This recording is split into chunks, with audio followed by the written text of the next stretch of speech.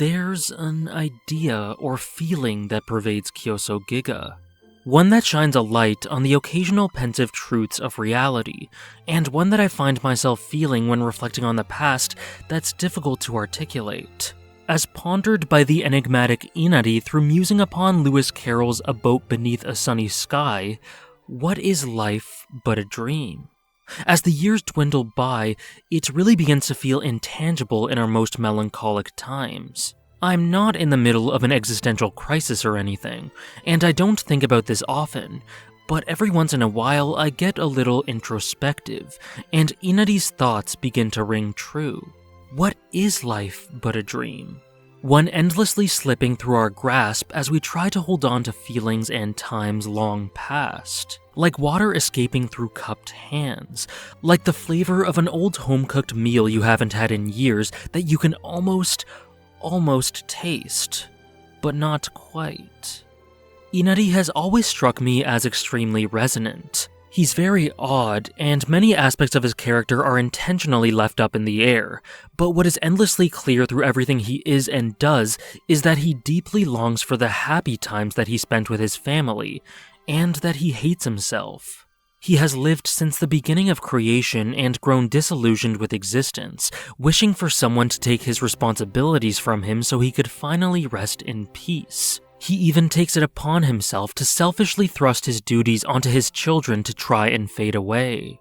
But in the process of creating the family that he ultimately tried to use as a tool, he found himself loving and learning of something worth living for.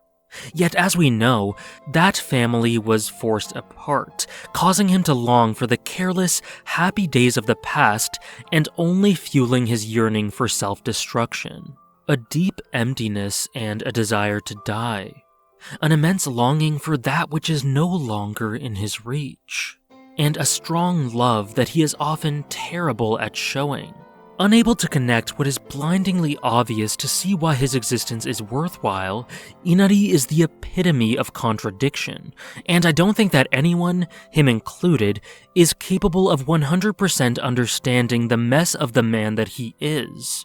But I think that what speaks louder than anything is that even in the midst of his own plan of destruction underway, he speaks softly to his wife about the beautiful times in the past that they shared as family, and how painful it is that they'll never feel that same way again. He says it. He loves his family, but he doesn't love himself.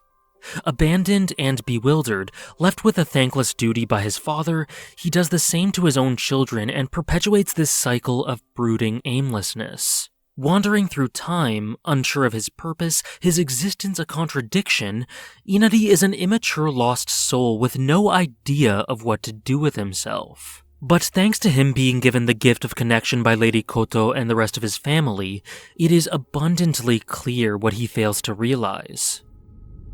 あなたは幼子のように加減を知らず、やることが派手で大げさ、自由でわがままで奔放で自分勝手、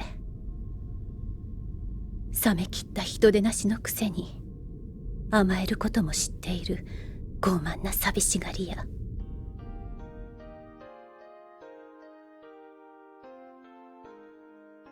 The only times where he really lived with conviction were when he was given fun jobs to do and when he was with family.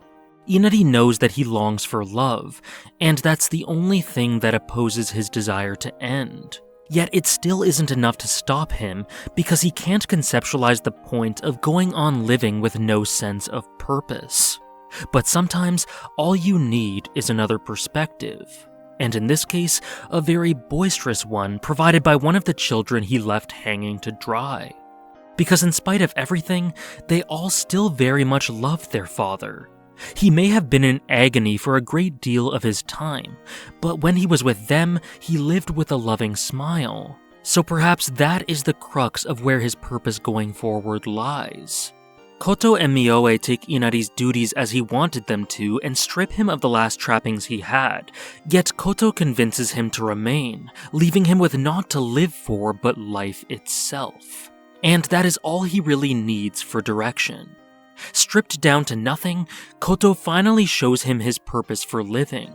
to simply take things day by day, spending time with the ones he loves. Just as Myoe doesn't really know if he wants to live, but decides to live anyway in the hopes that he'll look back on these times fondly, Inari finally begins moving forward in the same vein. As Kurama says, moving forward and embracing the future is not betraying the past, and if all we do is tread water in nostalgia, we will drown in melancholy and emptiness. The past is a beautiful place, but dwell too long and we can get stuck in it. We attribute weight to our old experiences because we feel that weight right now. But even if things in the present feel drab and empty in comparison, there is value in simply living and loving for the sake of living and loving. The times that really end up mattering later on in life are the ones spent fully in the present. The past never leaves us. It becomes ingrained in our souls and permanently molds who we are. And to continue to be able to look back in fondness at cherished memories, we have to continue to progress. It isn't an easy thing to come to grips with for the highly nostalgic like Inari, because we always seem to yearn for somewhere other than where we are right now. But family never really goes away, and those who remain will always be there in one form or another to help us take things day by day. Many thanks for watching.